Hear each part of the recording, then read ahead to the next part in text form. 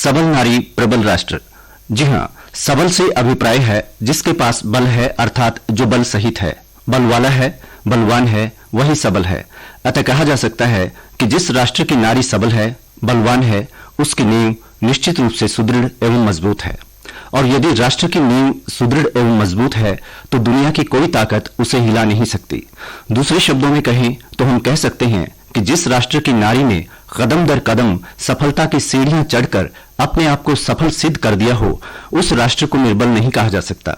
वह राष्ट्र निश्चित रूप से सबल अर्थात प्रबल है, क्योंकि नारी किसी भी राष्ट्र की इकाई ही नहीं बल्कि उसकी जन्मदात्री, प्रथम गुरु, मार्गदर्शक, प्रेरक, संरक्षक, जीवन का आकर्षण और सभ्यता एवं संस्कृति की संवाहक भी है।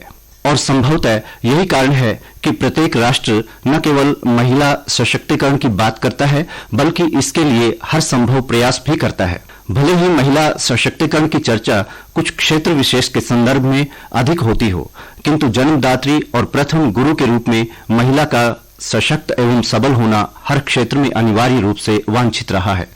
जन्मदात्री के रूप में महिला अपनी संतान के भविष्य को लेकर न केवल सपने देखती है बल्कि उन्हें पूरा करने का भी हर संभव प्रयास करती है।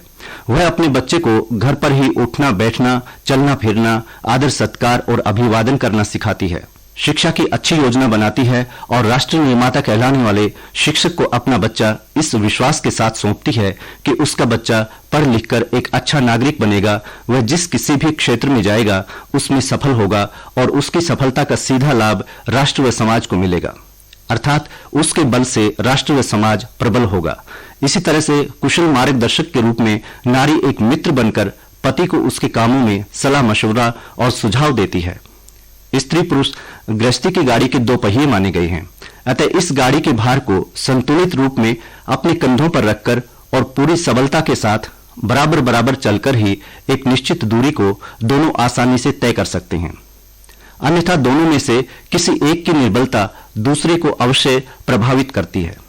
किंतु देखा गया है कि पति के न होने पर बहुत सी महिलाएं अपनी सबलता के बल पर अकेले ही गृहस्थी की गाड़ी को मंजिल तक खींच ले जाती हैं, जबकि जीवन के सफर में यदि पति कभी अकेला रह जाता है तो वह या तो गृहस्थी की गाड़ी को छोड़कर भाग खड़ा होता है, या साधु सन्यासी या अपराधी बन जाता है, या फिर पत्नी वियोग की आड़ में नशे का सहारा लेकर घर समाज व राष्ट्र पर बोझ बन जाता है। ऐसी स्थिति में भी महिला का ही कोई न कोई रूप उसे सहारा, नया जीवन या फिर कम या अधिक समय के लिए सुकून देकर जीवन के प्रति उसके दृष्टिकोण को सकारात्मक बनाए रखने का प्रयास करता है।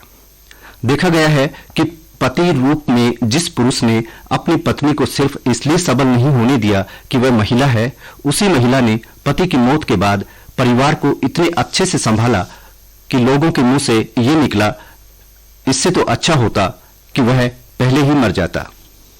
कहने का मतलब ये कि महिला न केवल परिस्थितियों से समझौता करती है बल्कि परिस्थितियों को संवारती भी है। पति रूप में जो पुरुष उसे ठीक से जीने नहीं देता है, उसके बीमार या दुर्घटनाग्रस्त होने पर वह उसके शीघ्र स्वस्थ होने की कामना करती है, और यदि बच नहीं पाता है तो उसके बाद उसके तमाम दायित्व वह निभाती है और आदर्श पत्नी व कुशल गृहिणी के रूप में अपनी सफलता की मिसाल कायम करती है या ऐसा करने का प्रयास करती है।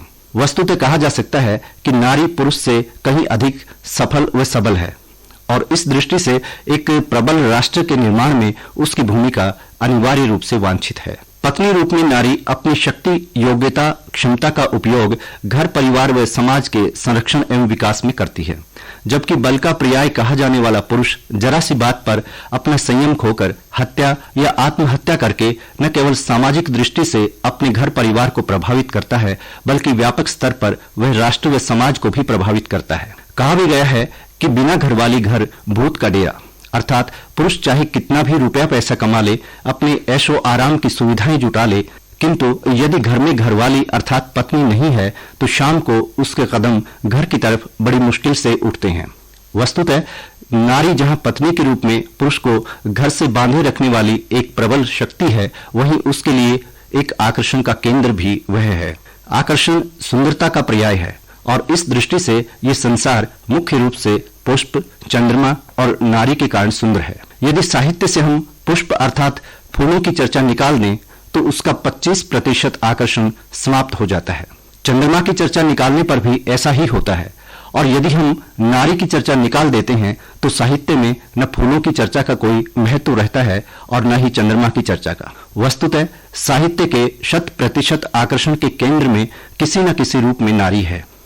और क्योंकि साहित्य किसी भी राष्ट्र व समाज का दर्पण ही नहीं बल्कि उसका मार्गदर्शक भी है, इसलिए प्रबल राष्ट्र व समाज के निर्माण के लिए यह आवश्यक है कि महिलाओं के चरित्र का सबल पक्ष प्राथमिकता से साहित्य में चित्रित हो, क्योंकि नारी ही वह शक्ति है जो एक आम आदमी को घर गृहस्थी से बांधे रखने का प्रयास करती है। वहीं वह राजा को कुशल राजकाज और कलाकार अथवा साहित्यकार को उत्कृष्ट सृजन के लिए प्रेरित करती है। वह सभ्यता व संस्कृति के संरक्षण एवं विकास की दिशा में भी पुरुष से कहीं अधिक महत्वपूर्ण भूमिका निभाती है। इतिहास गवाह है कि नारी ने अपनी अस्मिता की रक्षा भी की है और पुरुष को भी अधम, कौवा अथवा कुत्ता होने से बचाया है। प्रसंगवश उल्लेखनीय है कि ओरछा नरेश इंद्रजीत की राजनर्तकी राय प्रवीण नृत्य कला में प्रवीण होने के साथ साथ बहुत सुंदर व सुडौल भी थी। उसकी नृत्य कला के साथ साथ जब उसकी सुंदरता व सुडौलता की चर्चा महाराजा अकबर तक पहुंचे तो उसने ओरछा नरेश को पत्र लिखकर आदेश दिया कि राय प्रवीण को दिल्ली दरबार में भेजा जाए। जब राय प्रवीण को इसके लिए कहा गया तो पतिव्रता राय प्रवीण ने अकबर की नीयत को भांपते हुए दिल्ली दरबार में जाने से साफ इनकार कर दिया। इस पर अकबर ने गुस्सा होकर ओरछा नरेश पर 1 करोड़ स्वर्ण मोहरों का जुर्माना कर दिया। राय प्रवीण के गुरु कविवर केशव ने बीरबल से कहकर यह जुर्माना तो माफ करवा दिया, किंतु अकबर की इस जिद का कोई हल न निकला कि राय प्रवीण को दिल्ली दरबार में हाजिर तो होना ही पड़ेगा। पतिव्रता नारी के रूप में एक सुंदर एवं अपनी कला को समर्पित राजनर्तकी के लिए निश्चित रूप से ये एक विकट समस्या और परीक्षा की घड़ी थी। एक तरफ उसकी अस्मिता तो दूसरी तरफ अपने आश्रयदाता के प्रति उसकी निष्ठा थी।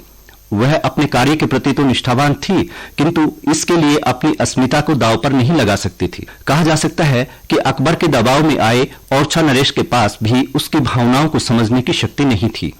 वह भी निरंतर दबाव बना रहा था कि राय प्रवीण अकबर के दरबार में हाजिर हो तो चिंता मिटे। अतः ऐसे में अंततः राय प्रवीण अपने गुरु केशव को अपने साथ लेकर अकबर के दरबार में हाजिर हुई। उसे अपने सामने पाकर अकबर के चेहरे पर विजयी मुस्कान थी। वह राय प्रवीण का नृत्य देखने के साथ साथ उसका संबोधन सुनने के लिए भी उतावला था। उसकी उत्सुकता एवं व्याकुलता को भांपते हुए राय प्रवीण ने बिना किसी खास भूमिका के सीधे सीधे ही अकबर को संबोधित करते हुए कहा, विनती राय प्रवीण की सुनिए शाह सुजान, झूठी पात्र भगत हैं बारी बाय स्वान। अर्थात हे बुद्धिमान राजा, झूठी पत्तल तो बारी अर्थात अधम, बायस अर्थात कौवे और स्वान अर्थात कुत्ते खाते हैं। जब आप इनमें से कुछ भी नहीं है तो क्यों इस झूठी पत्तल के पीछे पड़े हुए हैं? क्या ऐसा करना आपको शोभा देगा? कहा जाता है कि राय प्रवीण के इस प्रश्न पर अकबर सोचने पर मजबूर हुआ।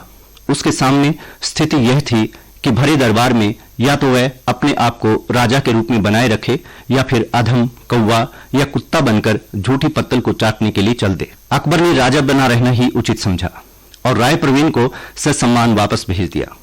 वस्तुतः कहा जा सकता है कि एक सबल एवं स्वाभिमानी नारी ने यह न केवल अपनी अस्मिता को सुरक्षित रखा बल्कि तत्कालीन राष्ट्र व समाज को एक कालजयी संदेश भी दिया कि चाहे कितनी भी विकट परिस्थितियां सामने आ जाएं, कितने भी लोभ प्रलोभन दिए जाएं, नारी को अपनी अस्मिता को दांव पर नहीं लगाना चाहिए।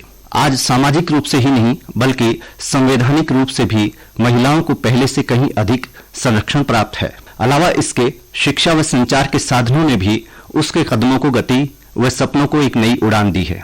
ये साधन कहीं उसके लिए सीढ़ियां बनकर सामने आए हैं तो कहीं कुछ क्षेत्रों में कुछ लोग ही नारी के स्वागत में अब पलकों की जगह सीढ़ियों की तरह अपने हाथ की हथेलियां उसके पांव तले बिछा रहे हैं और जता रहे हैं कि जैसे नारी को सफलता की सीढ़ियां चढ़ाने में उन्हीं का हाथ है। अतः आवश्यकता इस बात की भी है कि शक्ति का अवतार कही जाने वाली नारी यदि अपने स्वावलंबन के बल पर ही सफलता की सीढ़ियां चढ़े तो अच्छा है, अन्यथा किसी अन्य के हाथों बनी या बनाई गई सीढ़ियों का क्या भरोसा कि कब गिर जाएं और कितनी गिर जाएं। हो सकता है कि वो इतनी गिर जाएं कि फिर न सीढ़ियां बचें और न सीढ़ियां चढ़ने वाली। अतः प्रबल राष्ट्र के निर्माण के लिए नारी का सबल होना बहुत जरूरी है और नारी सबल तब है जब वह स्वावलंबी है। ऐसा होने पर ही कहा जा सकता है सबल नारी प्रबल राष्ट्र।